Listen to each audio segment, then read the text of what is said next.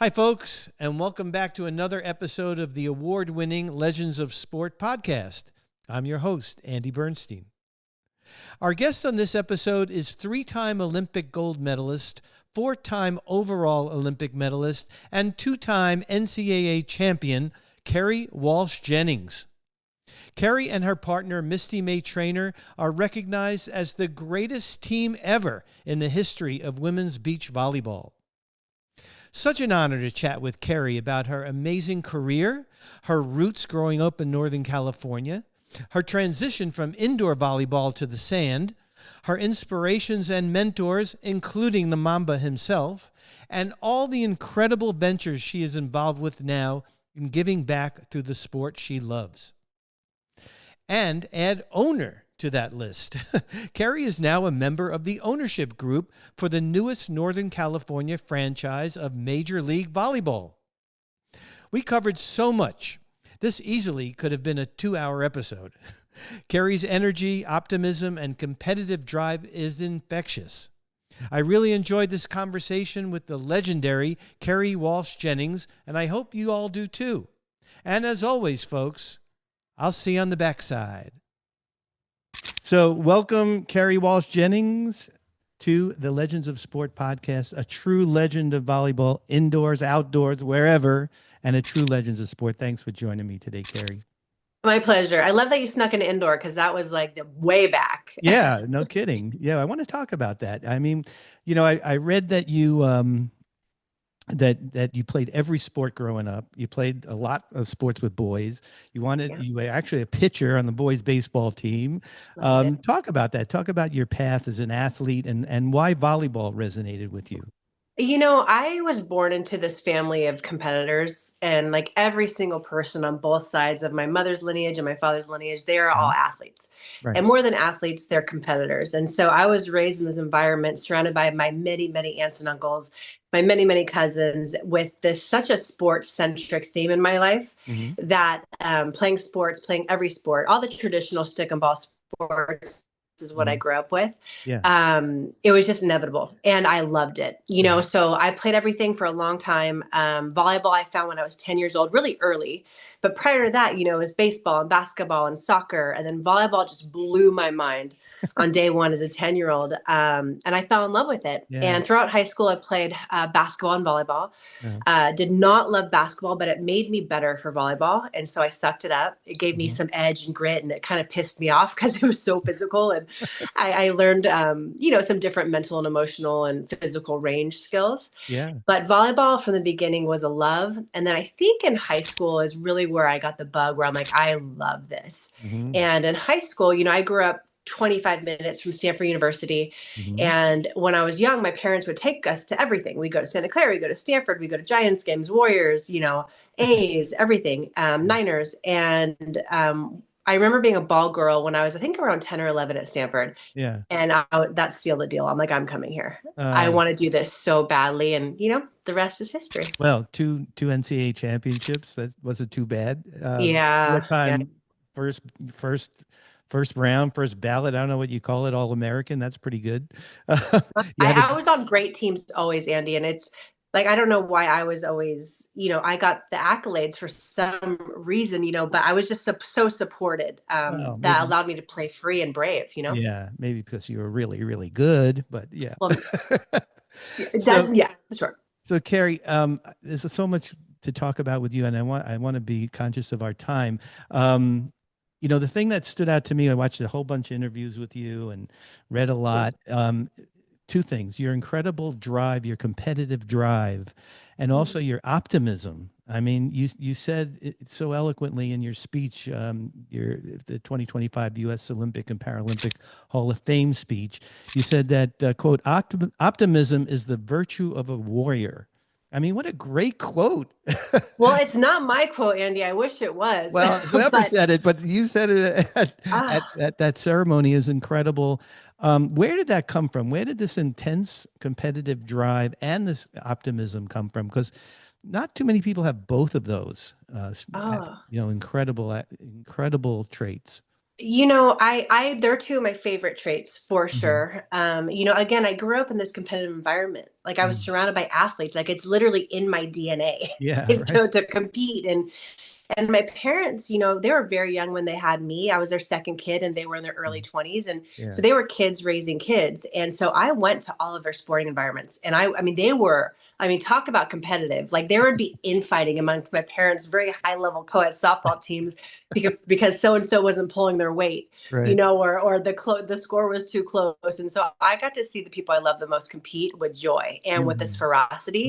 And Mhm. so it didn't scare me. It wasn't a bad word to compete. And Yeah. I'm so grateful I grew up with that. And Yeah. then the optimism piece, I said that, in every interview, my mom is the most faithful, literally faithful. Her faith to her is so important. So I believe I'm a child of God. I believe my life is unfolding as it should. Mhm. And when you have that faith background, like you always have hope because Yeah. you're never alone and everything's always working out and everything serves a purpose. That's how I Mhm. see my life. Mhm. But when I heard that quote, that optimism is the virtue of a warrior, I was like, hell yeah. Like when I think about my favorite athletes of all time or high performers, Kobe, Muhammad Ali, like Mhm. all these just Misty May, all these world-class athletes, Yeah. inherently you have to be optimistic. I mean, you don't have to be, you can be cynical, but I feel like the people who change everything, who are the change makers in this world, Mhm. they have this like internal compass where I can do it. Yeah. This can be done. And that's an inherently optimistic way to see life. And all the Mhm. Olympians I know are optimistic because it's Yeah. hard. And you're not, there's no certainty. Yeah, for Like sure. sports is like, that's why we play, because you just don't know. And on any given day, Yeah. anything can happen. And so you live in that space where if you focused on the what ifs in a bad way, it's Mhm. like, why would you be doing that? So I think it's just a choice, and it's a choice that my default setting now in life, Andy, is I'm an optimistic human. People think I'm naive and Pollyanna, and I'll take it Yeah. because I think there's good in everything. I love how you said that you loved it, that you love to have the Christmas spirit in you. I I love that. do. It resonates so much. It's just That's it. such a beautiful thing. No. You also talked about the hard work, and you just alluded to it now, but also in your speech, and that you said that it was all worth it. It was Mm. all the hard work was worth it, and look, we've all worked hard. I worked for the NBA for 43 years. It sounds glamorous sitting there Yeah. shooting, basketball games, but you know how much work goes in off the court, off the field to play, right? Um, and I love that now you're passing that down to the next generation. And we're going to talk about that in a minute. But I want to go to a good friend of ours, a mutual friend Okay. named Leonard Armato, who you Okay. know very well. Very Leonard well. and I have been friends for a gazillion years. Of course, married to Holly McPeak, another Legend. unbelievable legend who I didn't even realize that you had partnered with at one point on the Yes. same. 2 tournaments. Crazy. I had no idea. I asked Leonard for a quote about you. I hope you don't mind. So he Sure. said, quote, Kerri is like a Ferrari. Mm. She's the most finely tuned athlete ever with her combination of size, speed, and mental toughness. Aw. Leonard always saw the best in me, Yeah. and he's an amazing evangelist for what he Yeah. believes, and he gave me a great career. Yeah. That's very kind. I am all of that resonates. Yeah. Good. I tend to see the dents in my Ferrari-ness, unfortunately, but like my Yeah. potential and those dents in me really provoke me Mhm. into working harder and trying to really dig into my potential more. And Yeah. hard work. I don't know if you can see it says it Yeah. I love says it. I work love hard it. and be nice to people. I Like love it. Yeah. working hard is like my favorite thing. Yeah. And I've been collecting quotes since I was 10 years old. And so Mhm. that optimistic warrior, quote like resonated. And, Yeah. there's a quote that I love that all high performers, I think, do this so well. It's not the weight you carry, it's the way you carry it. And Mm-hmm. that to me, like to me in my life, it's been so much easier in the sporting realm to carry my weight like a warrior. Like I got this. It's harder in my personal realm. Like if I have a fight with my husband, I'm like, oh, this is the heaviest weight, and but like there's growth there too. Yeah. But Yeah. I love working hard. I love the details and being a finely tuned athlete and human. And Mhm. now that I am a parent and now I am giving back to the next generation through various projects, like I need to embody that excellence and that love. And something I want to mention, because you have the mama mentality behind you, and congratulations on that beautiful piece of art and work. And I love Kobe so much. And, Kobe inspired me in so many different ways. And my whole life I've studied champions. I think growing up in the Bay Area in the 90s, you're surrounded by winners. And that really planted the seed for me. And so for me, when I would go to Lakers game when Kobe was playing, I'd watch him and I'd study him. How does he respond to errors, and how does he engage with his teammates? What's his footwork? All these things. Yeah. But Kobe really affected my life, because he encouraged me personally. He said, Kerri, you need to walk in greatness. And then there was a pause, and he said, with every step. And it was the pause, and it was with that final end of that sentence, with every step, that I still get chills. And I'm like, you just gave me chills when you just said that. And that's what I aspire to do and to be. And again, like as the embodiment of the leader, the good mom, good wife, good entrepreneur, good person stewarding my sport, like Kobe's example, and that just encouragement for me to do it with every step is who I aspire to be, for everything moving forward. Oh, that's amazing. Literally is the next thing I was going to talk about was Kobe. And so you beat me to it, but thank you for bringing him up. You've said, and I saw it on this great interview you did with Joe Buck for his show a few years ago. You said that you don't really want to be better than anyone else. You quote, want to be better than I am right now. Yes. Which is like such a Kobe-esque Baba mentality, relentless pursuit of greatness quote. Like he could have said that, but he probably did. He probably. And then you mentioned your quote book, and I was going to ask you, growing up and watching him play and going to see him and even being at the Olympics, did you write down any Kobe quotes in there like that you could still cite? Besides the one you just did, of course, but I have your guys' book. And I've gifted it out to so many people, my sons included, who are in love with hoops. I have his fictional book story, his book right here in my bookshelf. I literally probably have 10, since I was 10 years old. I probably have 10 quotes, books of quotes that I've collected since I was a little girl. And I just keep doing it. And Kobe is all over the place. Yeah. But when I think about Kobe and his specialness, and now obviously he's in heaven and his legacy is bigger than ever. What resonates with me so much with Kobe is that it's just the total package, and him showing up every single day. And so my favorite things about Kobe is when he talks about that it's a process, that it is the journey and the destination. We all know what we want that to be, but if you don't live the journey, you're screwed. And if you're not, obsessed with the details and the process, you're not going to get there. And his relentless drive to not negotiate with himself. Once he decided, he never negotiated.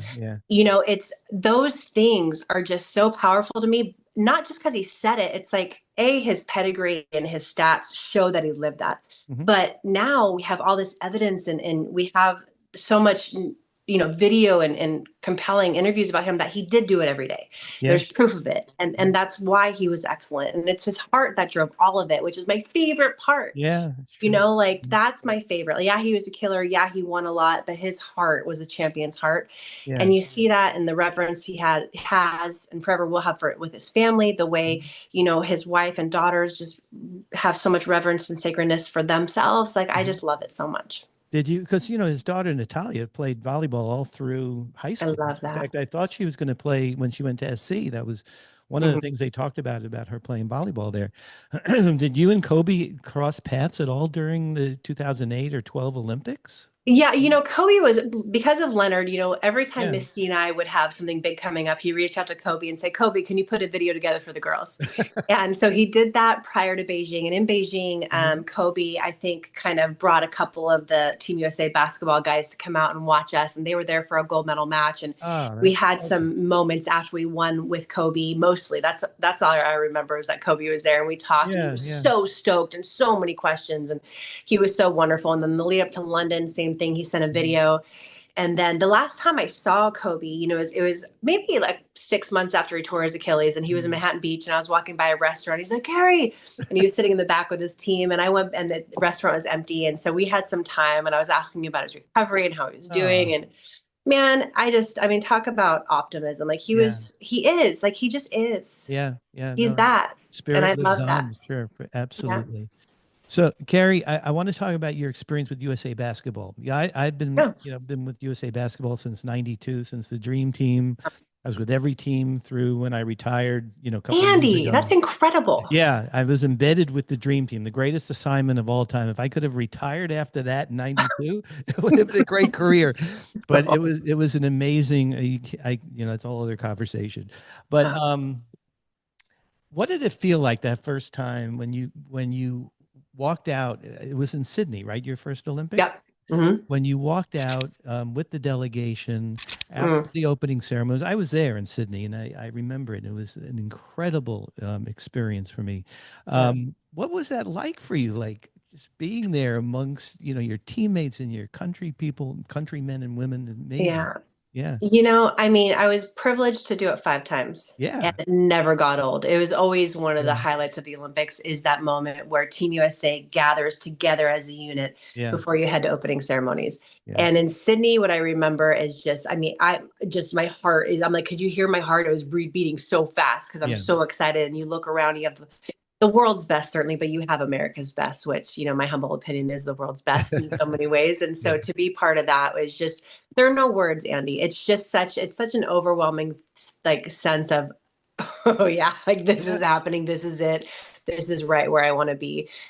Prior to the Athens games, Mhm. that's when we kind of had our first engagement, myself at least, and Misty with USA Basketball, because we all the way that happened. I don't know if you were there for opening No, ceremonies, I wasn't. I wasn't in Athens. but the whole Team USA delegation basically was waiting outside of the apartment complex that Team USA basketball was like kind of getting ready in. And so we were all waiting, just staring at them. And that was like my first sight of LeBron when he was so young. And it was an Yeah. amazing team. And then we actually in Athens, Misty and I stayed on the Queen Mary 2, Mm. which is where Team USA basketball. And so we had a couple elevator rides with AI and which was Shaq. I don't think Shaq was there. I saw Shaq Yeah. in Beijing, Yeah.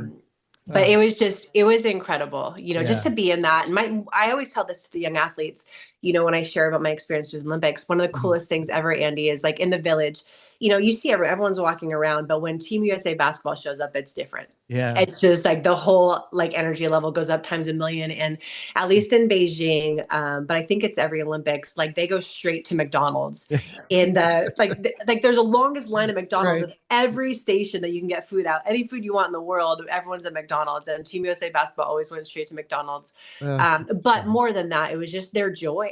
And Yeah. Kobe spoke about this in a way that like made me so proud to be an Olympian because Mm.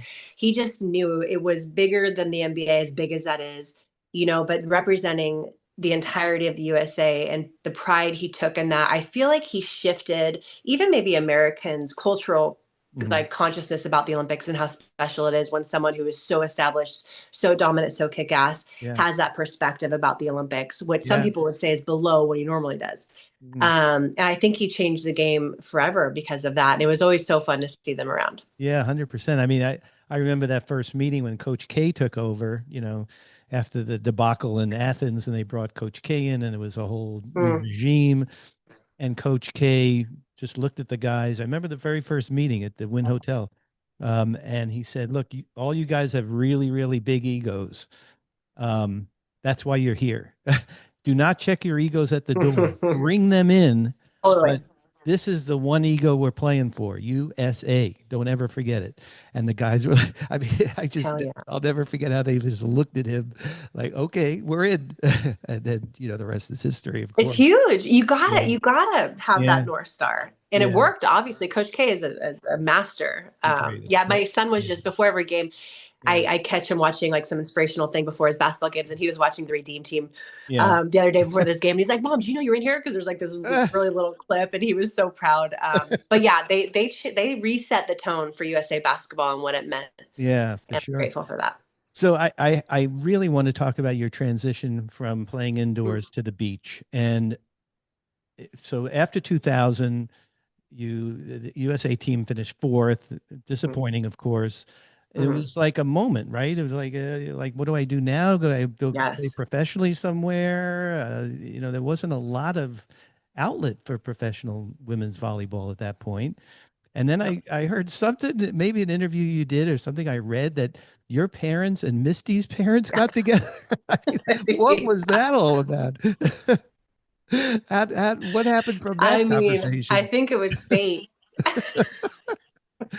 Yeah. Well, I mean, it goes way back when, Misty was my hero in Mhm. sport growing up. I mean, from the time I got really serious about volleyball when I was 14, Misty was it for me. Yeah. And so I was very familiar with her. She's just a year older. And Mhm. so Sydney was both of our first Olympics. Mhm. And having familiarity with each other, our parents knew about, me, and Misty's parents knew about me, and obviously we knew about Misty, and they just said, the girls should get together Yeah. after the Olympics. Kerri doesn't know what she's doing. She doesn't really want to go play overseas. Like, she's a Yeah. homebody. She wants to be in America. And Yeah. at the time, as you mentioned, like, there was no pro leagues here in America, and we've changed that, which is really Mhm. fun. Mhm. But I didn't want to go be in Europe for 9 months. I Yeah. didn't want that, and I didn't know what I wanted to do. And Misty was going to look for a new partner after her success. She finished fifth in Sydney with Holly McPeak, and Mhm. they had a great run. Mhm. But so they're basically like, let's have Kerri come down and do a little tryout. And it was all very casual. I went back to school after the Olympics because I took 2 quarters off at Stanford. And I Mhm. remember driving down, Andy, and it was like the day of the tryout in Huntington Beach. We were south of the pier, and my heart literally, I'm like, I'm gonna have my first panic attack ever. Like, I've been in national championships, I've been with the game on the line, I've been in the Olympics, and with this casual day on the beach with Misty, I'm gonna lose my stuff, and I was so nervous. But we got out there because our parents set up a blind Yeah. date, basically. And I knew Misty a little bit. But I you knew her competed excellence a lot. against her in high school, right? Didn't We did, and in yeah. college. And in Yeah, college. yeah, Wow. yeah, So, yeah. And I remember, sorry, when I think I was 14 or 15, or maybe 16. yeah. My high school team beat her team, and I literally started crying. I'm like, Oh, how do you do that? And she probably hates that story. I don't know if she's ever heard it, but oh my she God. she was and still is so big to me Yeah. that I adore that woman so much. Incredible. But what I'm trying to figure out, I've been thinking about this, how do you go from indoors to the beach? I mean, it's obviously Oh, volleyball is the same, the rules and everything, but it's a yeah. completely different game. I mean, Uh, it's like, I grew up playing roller hockey in the street in Brooklyn. I mean, I couldn't play in the NHL, I how mean, cute. you know what I'm saying? I mean, it's like, it's to me, it's like apples and oranges. How How did you cute. do I it? think Really? it's, How did you do it? it could be pears to apples instead of apples to oranges, like Okay. Okay. skating is. But it was messy, it was ugly, it was humbling. Yeah. I had played indoor volleyball from 10 to 22, and then I Mhm. switched to beach, and my first day I was playing with the best player in the world. So there was like this stress that came with it. But Sure. and if you play volleyball, like, I had such a solid foundation of the skills that you need to play volleyball, Yeah. and that those skills translate regardless of Mhm. sand or not. But that being said, Andy, it was so humbling in my ego because the nuances that are different in beach. There's only 2 players instead of 6. You're on the sand instead of hard court. The court was smaller at the time, which made life a bit easier. But the wind and the Yeah. sun, like, those were my mortal enemies Oh, for a year and a half. I can imagine. And Yeah. I cried a lot. And I mean, I'm an emotional human, but I'm pretty disciplined in my emotion. I cried a lot, and I was like, Yeah. I don't know if I'm tough enough to do this shit. Like, we're playing against the best in the world. I'm letting Misty down. But we had magic on very first day of tryouts, Amazing. and Misty just, she stuck with me, and I think I had a pretty fast conversion. Mhm. In hindsight, at the time, it felt like the slowest, most horrific thing ever. But we became good pretty quickly. And then Uh-huh. the greatness came, I'd say, after year 2. We were the number 1 team in the world. I was still making dumb mistakes, but the time in the saddle just kept, aggregating. Yeah. And but that foundation from indoor served me very, very well. Incredible. And you guys, perfect compliments, perfect Ah, teammates. I mean, yeah, you described it, I think, as a yin and a yang, like a marriage, yeah. yeah, pretty amazing. I mean, how incredible. Can I tell you my history of beach volleyball, like in a nutshell? Please. So I moved out here to go to college in 78 from New York. I didn't know beach volleyball from anything. So, my friends and I decided we're going to go down to Manhattan Beach Ah. because there's a bikini contest, and they happen to be, I'm telling you that this is a true story. Believe it. They happen to be playing some volleyball over there, and I was always curious. I had heard about beach volleyball, I'd never seen it, and it was men. It was like St. John Smith and Karch and all those Mm, guys, so right? fun. But there were no women playing beach volleyball, as I remember. And then all of a sudden, it just blew up. I mean, beach volleyball Mm, became like the greatest thing ever, and all of a sudden, I'm literally in Sydney on the beach at Bondi Beach Oh, rad. with the stadium, with the ocean lapping up against the stadium, and I'm hearing it going on. It was just an unbelievable experience for me, to have seen where it grew, Yeah. from. Yeah, Yeah. incredible. Yeah. It's so wonderful. The heritage in our sport is really, really special. In those early days, there are Yeah. so many pioneers who have brought it to where we are today, and Karch Yeah. and St. John, and they blew it up in the 80s. And Yeah. it was like WWF before WWF, Yeah. because it was sexy, it was bikinis, but mostly it was in the professional scene, it was only men. Yeah. The women came Yeah. a little bit later. I want to say early to mid 90s. Then you had Gabrielle Reese, who's one of my Mhm. heroes, Mhm. one of my mentors in life, who really brought beach volleyball on the map, with the Force Tour and Nike and Right. everything she is and represents to women. And, Mhm. and so Misty and I had just the right timing, Yeah. and we really did have the right timing. Then when you have the right timing, you have a magical coupling like Misty and I were, and then you have someone like Dick Ebersol at NBC who saw the magic in us and said, "We're putting you guys in prime time," Yeah. and then you win. I mean, those are all life changing kind of. I always say Misty and I were lightning in a bottle, which Yeah. doesn't come around often. And Yeah. we took advantage of right place, right time. For And sure. we were, I think, divinely supported. Like, I don't know if you heard me mention Dick Ebersol, who was Yeah. running NBC Olympics at the time. And Yeah. he saw the magic in us. He put us on prime time and we Mhm. won. Yeah. And so it's like all these elements that just allowed for, after, Athens, our first Olympics together, Yeah. we were so excited to repeat in Beijing, Yeah. and then after Incredible. Beijing, we both didn't know if we were done or not. I had babies. Misty Yeah. had Achilles. She retired, unretired. And then we had the storybook ending in London. Yeah. Um, and it's just, I mean, obviously it was meant to be, but we fought really hard for it. Yeah. We fought for each other. We fought the noise, because there's a lot of noise that, when you do Mhm. break through. I've watched The Last Dance about a million times, Yes. and it's so fun listening to Michael Jordan talk about, like, they had to survive. I think he says something like, "Yeah, we had to survive our success." Yeah. And he was talking about, I think, his time at North Carolina, but also with the Bulls. Mhm. It's so beautiful being successful, but there's so much noise and distractions, and people want to break you up within that. And Misty and I had all of that Yeah. a lot, Yeah. but Yeah. ultimately, whenever it came to this, like crossing the road, like we went like this. Yeah. And people ask me all the time, "Why were you guys so good?" When things got hard, we did go like this, Mhm. certainly on the court. Incredible. And that's how I aspire to, be in my marriage with a husband. When things go Mhm. hard, we're like this, we're not Mhm. like this. Yeah. That's the type of human I want to be. And Misty and I had a lot of reps and coming together when things were hard. Incredible. I mean, your Olympic run is insane. I mean, you played in your fifth Olympics at what, 37? Is that right? I had my birthday there. Yep. 37. And then you were shooting for Tokyo. I was. And Eh, yep. yeah, and then did Yeah. the 1 year delay in Tokyo, did that come into a factor for you, or at your Yeah. age and all that? Because I've had this conversation with Sue Burden, and she said it actually helped her Yeah. because she was injured at that time and gave her a Oh, year to awesome. recover. Yeah.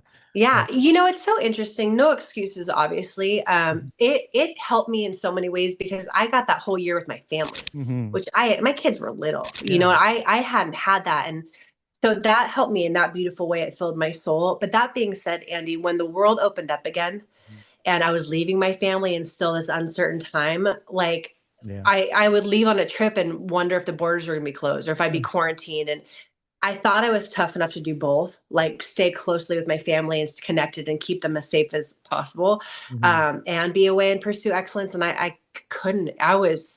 It was wild. Yeah. I couldn't do it, and it showed in my performance. And it's so nice as an athlete. You have one focus, Mhm. and when you're a parent, and I had my kids in London, like I know how to win and be a mom. Sure. But something about, everything post COVID, I just played like shit. Yeah. And there's no excuses. I just did. I kind of lost myself in all of it, and when I was deciding whether to try for, it wasn't Tokyo, but try for Paris, because I'm Mhm. crazy. I want to go to Paris. Like, I felt unfulfilled. I Yeah. remember reaching out to Tony Robbins, and I left him an audio note, and I was like, "Tony, man, I'm struggling. Like, I feel like it's such a sacrifice every time I leave my family. And I want it, but I've never been in this place." And he sent me a note back being like, "Kerri, I'm calling bullshit. You're afraid. And I'm like, true. And he's like, the moment you call something a sacrifice, you're weaker. Like you're setting yourself up to feel like a victim. And I have never in my whole life, Andy, positioned anything as a sacrifice. Never. Because I don't believe that. Like everything's been this empowered choice, and I'm willing to accept the trade-offs. Like it doesn't mean it's a sacrifice. It means it's a trade-off. But during COVID was the first time I felt like I was sacrificing in the biggest way, because my family is everything to me. And I feel like the way I framed it made me weak, So and it was time to go, right? I mean, exactly. You had an incredible it was the beginning run. of the end. Yeah, Kobe said in his 20th year in November 2015, when he announced his retirement, everyone was saying, "Why now? Why now?" It's in his 20th year. I mean, it's time. He said, "You know what? I always told myself, if I wake up one morning and I don't want to go to the gym and shoot hoops, I'm hanging it up." and and he knew, and that was I was kind of the same way on my end. It started to become kind of like work. and I told myself, I just, I had a 43-year career. It was great, but I didn't want to look back and regret that I stayed too long or whatever, that kind of thing. Well, because you don't want to fall off your greatness. Yeah. You don't want to finish like lesser than you were. And I certainly did, because I pushed it hard. And for me, I appreciate you sharing that perspective about, like it became work. Like for me, what kind of made me realize in hindsight, I didn't realize at the time, like the things that I didn't care about, like the shitty travel all over the world. You're exhausted. You're in coach. You have porta potties. Like I'm away for a long time. Not that I didn't care about being away from my kids, but it was a trade-off. Yeah. When those things started becoming this weight that I was carrying, and I started to complain about it, that to me was a sign of, because I never complained before. I didn't give a shit. Like, I don't care. I'm going. But I started to it started to weigh on me more. And then, Tony Robbins nailed it. And I'm so grateful for that perspective. Amazing. Well, Kerri, we got to talk, finish this interview off with all the things you're doing, which is like 2 pages of stuff, by the way. But I want to congratulate you first and foremost, becoming an owner of like the newest Major League Volleyball franchise in Northern California. Congratulations on that. That's amazing. Next year, I guess you guys start playing 2027. Thank you. Yeah. So this franchise, Northern California franchise, will be part of Major League Volleyball, MLV, which is the league in its 3rd year. Our team will have first serve in 2027. So we're actually in year 0. All right. And the ownership group that I'm part of is so badass, Andy. We have my partner in all things that I've done in the sport of volleyball.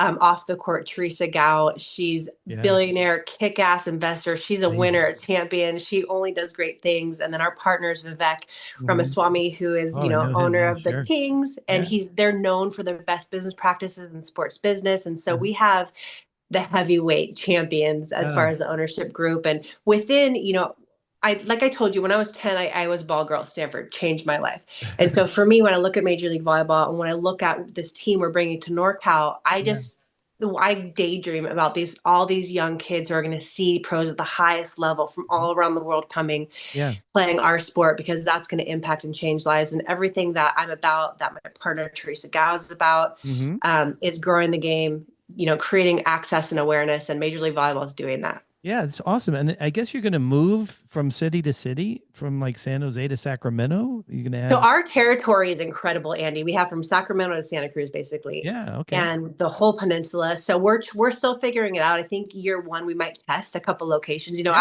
I'm very, not that this is set in stone, but Stanford University, my alma mater, I would love to play there. That's like a really great location. But, the Valkyries up with the Golden State Warriors franchise, they're kicking butt at Chase Center, so we want to, and Sharks Arena, where the San Jose Sharks play, the Bay Area has an abundance of all good stuff. Yeah. And plus so, the and then Kings Sacramento. Arena. Yeah. And their arena is like top in the world, top 5 in the world for event arenas. And so we're going to have some fun. And regardless, we're going to spread the goodness and the greatness of the game throughout Northern California. But my job on the team is to help create this leadership team and to, recruit the president and the coaching staff, because we want to win. I want to kick ass. I haven't won on the court for a while, so I want to be part of this. Oh, it's going to be awesome. I can't wait to come up and see it you're always somewhere welcome. up there in NorCal.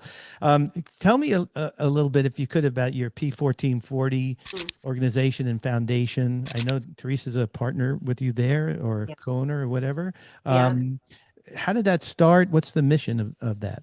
Oh man. Well, there's been a couple iterations with every startup. You always got to pivot and see what the people need. But we were founded in 2019, and Teresa was, on the founding team. She came in soon after inception. And initially, P1440 started as a platform for the pros.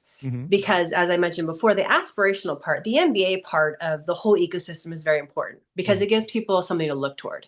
And in our sport of volleyball, you have the Olympics, but the Olympics is amazing. Once every 4 years, volleyball and beach volleyball is the number one thing for 2 weeks, but then we go away.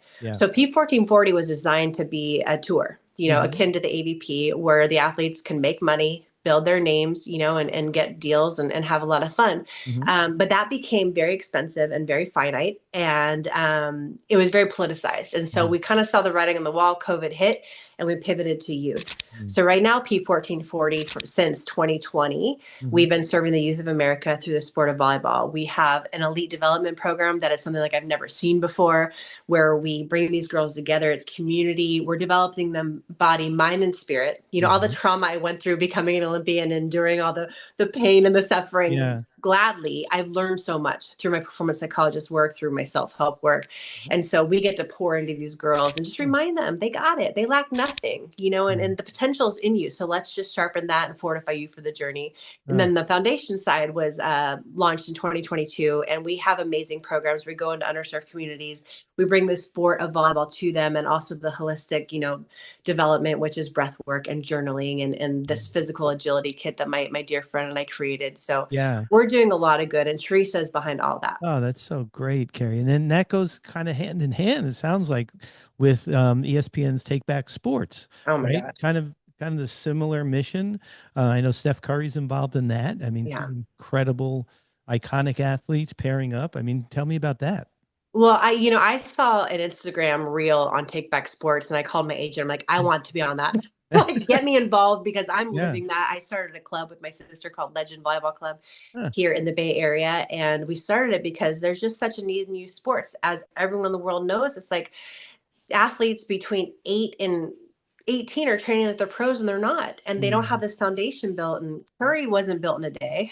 Curry, lived the process. Kobe lived the process. And although they're excellent, like they focus on the ABCs before they got into the XYZs. And I feel like we have it backwards these days. So to be partnered, with ESPN and Take Back Sports, and to bring the joy and the fun of it, the stats that the kids are leaving in droves by 14, that hurts my heart. Like, these are life lessons. And to me, we're all keeping score too early with our kids. Like, we can't, you can't, you just limit them so much. And I'm all about range and experience. And so I'm very proud through 1440 and through ESPN to be part of that initiative, to bring joy back, to, keep the focus on the kid and their development, and to give them life skills that are going to serve them, help them kick butt in every arena. Oh, that's so great. Bringing the joy back.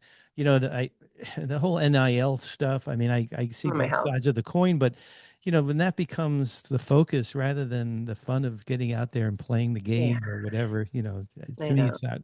And then I was really intrigued about what you brought to Montauk last year. Oh my gosh. You brought the beach to the beach, I guess, but now that you're expanding that, right, with Hero Beach. We are. Yeah, Andy. I mean, you need to come out to this. Come out to MLV, come out to 1440, come out to 100%. Hero Beach Volley. We had the most incredible test event last summer in Montauk. And basically it was 3 days of programming. We have youth programming, community programming, wellness, and then also a pro-am. And the pro-am is the finale, where we had 8 of the best athletes in the world of beach volleyball, playing with the local lifeguards, playing with, people from New York, people from all over came to be. It was 6-on-6, really fun, but competitive. Did you play? I didn't. I'm healing. I'm still healing. I had surgery a couple years ago, and I'm just not.